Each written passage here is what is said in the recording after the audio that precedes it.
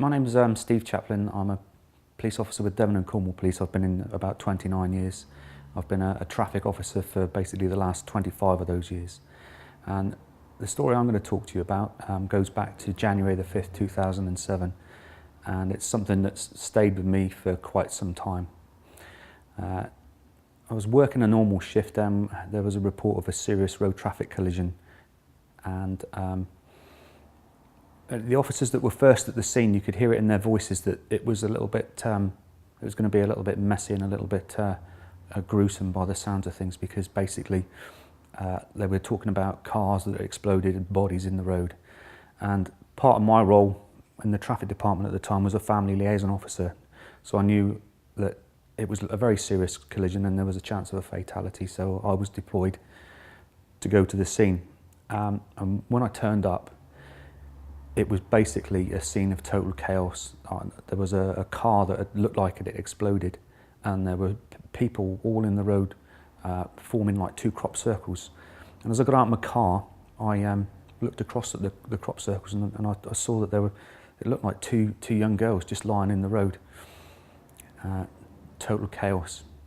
But I could see straight away that the two girls that were lying in the road, they were clearly fighting for their lives.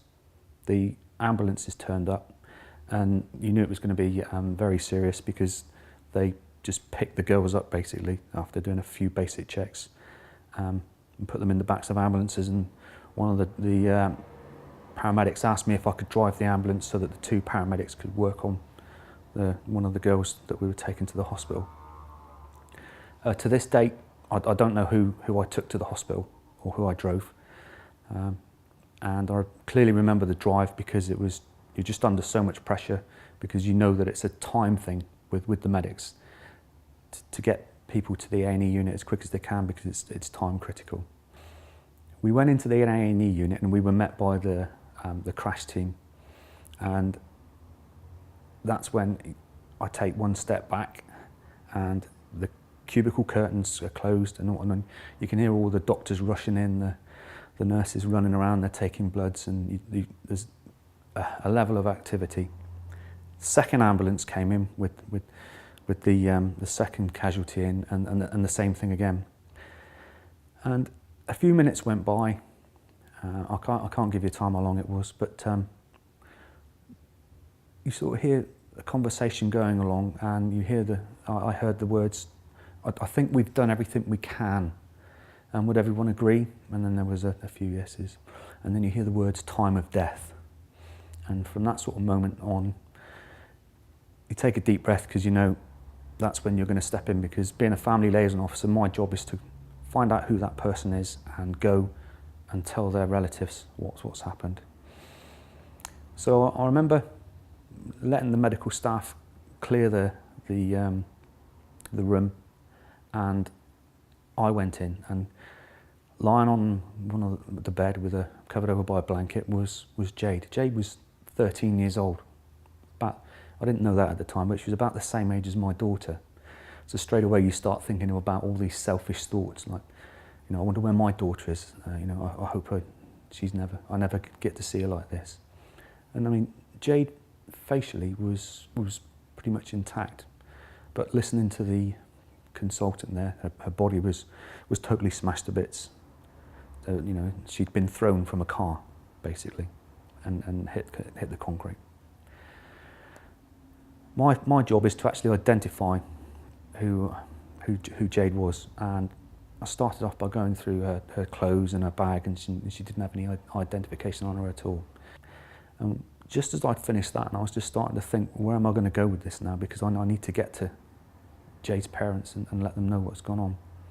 And one of the officers came in, and he said to me, I think I know who this is. And we had an address to go to in the St Jude's area, because somebody had reported a girl that fitted Jade's description as a missing person. So we're driving towards the address, and you're going down the street. The street's in darkness because it was around about midnight now. And there's always one light on. And then you know that's the address that you're going to be going into to deliver the news. So we walked down the driveway and knocked on the door. And as the door opened, this was the first time I saw Helen. Helen was Jade's mum, and she'd been out looking for Jade, and she thought I'd come along to take a missing persons report. And as I walked in, you're starting to look around the house, look up the stairs, because did Jade have any younger brothers and sisters? And are they at the top of the stairs listening? Because you can't just give this information by just standing there in the hallway and just saying, I'm very, very sorry, your daughter's been killed. You have to take into consideration who else is in the house. So I now know that Jade actually had a younger sister, and she still has. And Courtney was 9 at the time. Now, I didn't know where she was. So I spoke to Helen and I said, is there anyone else in the house? And she went through who was there. And I said, right, I've got some really bad news for you. And we need to go into the lounge and sit yourself down. And I informed her that obviously Jade had been killed that evening in a road traffic accident. And when you utter those words, you have to use the word killed, is dead. You can't use the nice words like passed away or not with us, because my experience is people don't believe it. And Helen's devastation was undescribable, really. It was just like I'd stuck a knife into her stomach.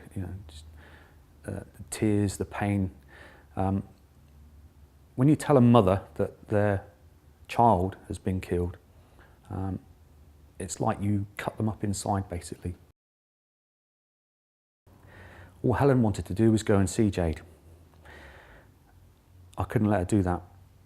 Because we were dealing with such a serious crime, Jade's body was considered as evidence, and for 3 whole days I had to keep going back to her house when Helen was asking me, I need to see Jade, I need to go and see her.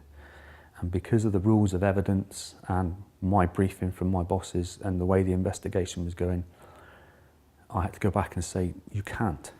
And each time I went back, I felt it was almost like it was my fault, but it wasn't. It was just the way that things are.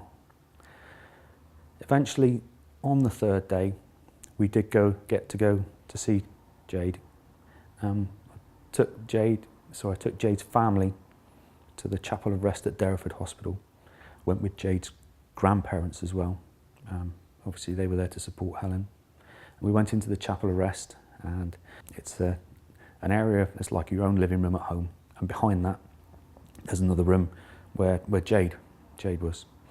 She was covered up by a blanket, and the mortician met us, and I sat everybody down. And it might sound a bit silly, but part of my job is to make sure that the person we're going to go and see is the right person, and that they're presentable, so that the family won't, they're going to get some shock and distress anyway, but just make sure that they are presentable so that the family can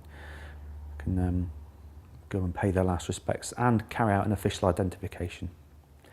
So initially I went into where Jade was on my own with the mortician, and we did the procedures that we needed to do there. And the mortician said to me, you can't let any of Jade's family touch her body. And I said to him, I said, how am I going to tell them that? And he said, well, I'm sorry, this is just my instructions that I've had. And he said, and if they lift the blanket,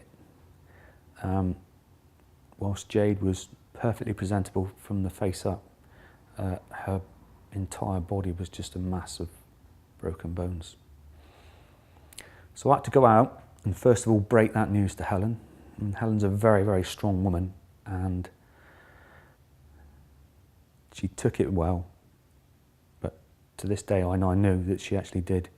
She touched Jade's hair, because that's the sort of thing a mum would want to do, because Jade's hair wasn't right, and she thought Jade would be very upset if she saw this, the way that they prepared her hair for her. And we did the identification, and then there's there's even more heartbreak. And Jade's granddad, I can still see him. He was thumping away at the mortuary wall. He was trying to put his fist through the wall. Grief. we left the mortuary, and I dropped the family back, and I stayed with them for the next sort of 3 or 4 months, because it was a major investigation, and the driver who was responsible for Jade's death eventually went to the Crown Court, and he was sentenced by a High Court judge for causing 2 deaths by dangerous driving. I've stayed in contact with the family since then, and each year it doesn't get any easier. And at the time of making this film, actually, it's very, very close to the anniversary of Jade's death. So, you know, there are still things that remind me of what I had to do.